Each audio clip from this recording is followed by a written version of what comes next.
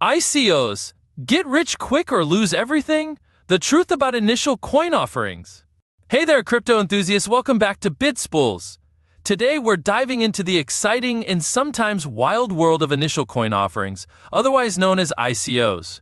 Now, before you hit that unsubscribe button, hear me out. ICOs, despite the recent controversies, are a pretty fascinating piece of the crypto puzzle. They've shaken up the traditional fundraising scene, allowing startups to bypass the gatekeepers and raise millions, even billions of dollars directly from the public. Think of it as a digital version of crowdfunding, but with a much higher potential for growth and, let's be honest, a whole lot more risk. Let's start with the basics. What is an ICO and how does it work? In essence, it's a fundraising method where a cryptocurrency project, a startup, offers its own tokens or cryptocurrency to investors in exchange for established cryptocurrencies like Bitcoin or Ethereum.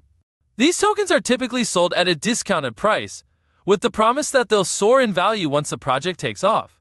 Now, how does this magic happen? It's a fairly structured process with several steps.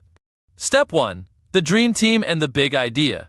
The team behind the ICO, the ones with the bright ideas and the ambition to change the world, come up with a concept, a technology, a blockchain project. They write what's called a white paper. This white paper is like their manifesto, explaining the project's purpose, how it works, the problem it aims to solve, and importantly, their credentials. Step 2. The big announcement and the hype machine. The team then announces their upcoming ICO through various channels, social media, forums, crypto news sites, you name it. They try to drum up hype and attract investors, hoping to create a frenzy, a buzz that will guarantee a successful launch. Step 3. Designing the token and building the ecosystem. The team designs the tokens they'll offer. These tokens can have various purposes, giving investors access to the project's services or representing ownership in the project as a whole. Step 4. The pre-sale and the early adopters. Some projects, the ones with a bit more finesse, will have a pre-sale or private sale. This is where they offer a limited number of tokens to select investors, often with special bonuses for early backers. Think of it as a VIP club, with exclusive access to the project before it goes public. Step 5. The big ICO launch, the money grab. Then comes the main ICO launch. This is when the real action happens, the money pours in. The team sets a starting date and duration for the sale. They outline everything potential investors need to know, how to participate, the accepted cryptocurrencies, wallet addresses, any contribution limits. Step 6. The crowd invests, the tokens flow.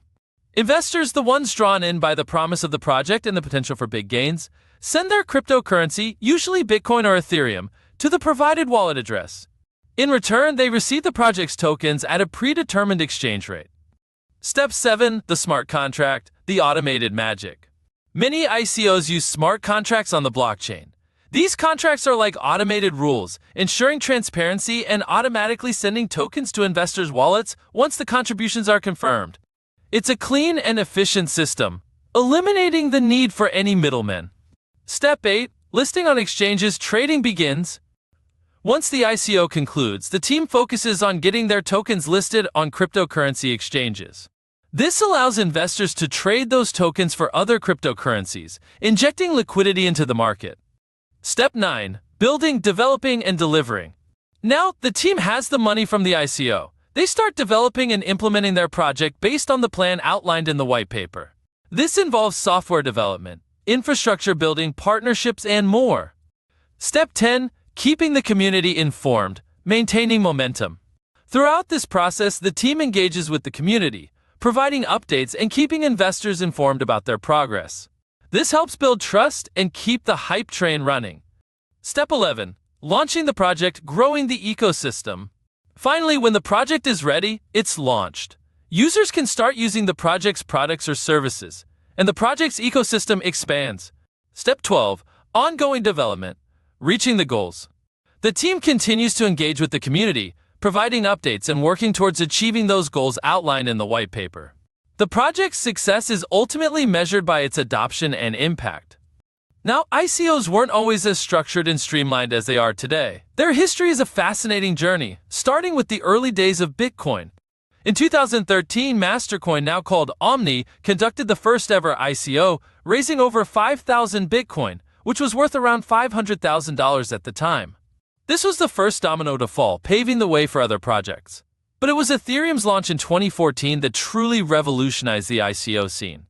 Ethereum introduced smart contracts, making it easier for projects to create and distribute their tokens. Smart contracts, remember, are self-executing programs with predefined rules. This innovation had a massive impact on blockchain technology and the broader crypto ecosystem. This led to an explosion of ICOs, with projects raising millions of dollars in just a matter of hours.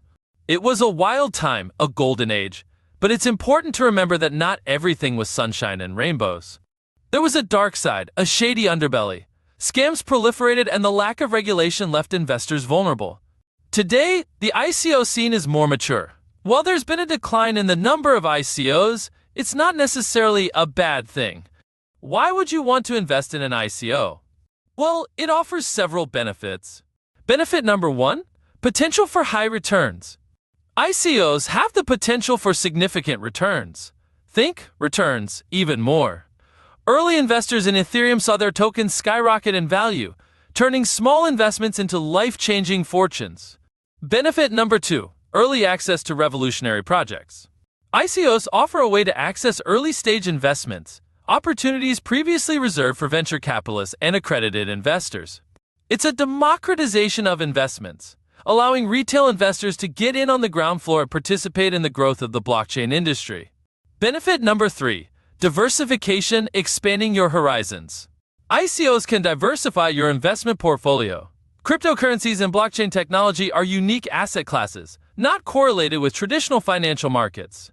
It's a way to hedge your bets, potentially benefit from the growth of this emerging industry, and stay ahead of the technological curve.